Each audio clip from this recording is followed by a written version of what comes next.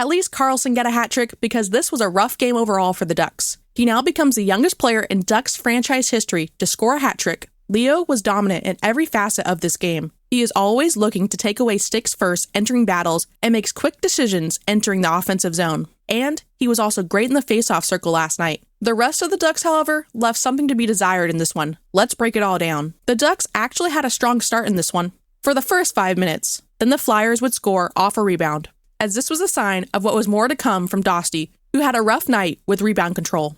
He's been amazing so far this season, and he was due for a stinker, and this was it. Not all the goals were his fault, though, as there was a lot of traffic in front of the net and defensive breakdowns that can't happen. It was all Flyers in this one, as it was another sloppy game for the Ducks.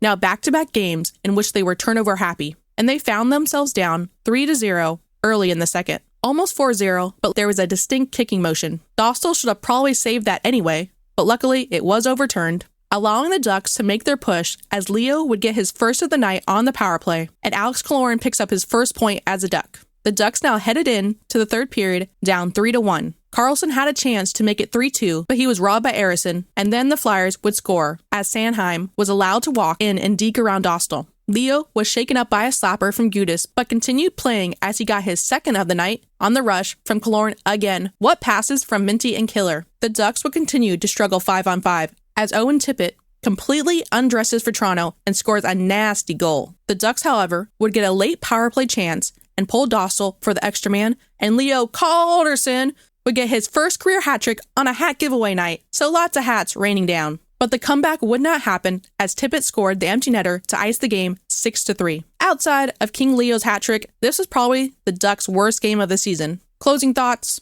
No Trevor Zegras in this one, as it seems he was indeed shaken up last game when he left in the first. Although apparently he has been dealing with this lower body issue for a while. This could be why he has had a slow start to the season. Either way, the Ducks were really missing Zegras' forechecking. And do I say defense? As both were non-existent for the Ducks. With Zegras out, we got to see Carlsson play 3 games this week, but apparently his development plan hasn't changed. It will be curious to see if he sits the Sharks game with the performance he just had. We also got a look at the new top line because of Z's injury, and it looked pretty good. When Z comes back, I would imagine he slots somewhere else. Maybe on the second line, as they had a rough game. I don't really want to see him on the third line. I just don't like him and Self playing together. I'd rather him play with McTavish and send Strome down. Even with a disappointing game, I was thoroughly entertained, and yet again, I'm looking forward to the next game. And after last year, that's all we can ask for. Something funny is that this is the last time the Ducks will see the Flyers this season, meaning the Ducks are already done playing 3 teams in less than a month to start the season.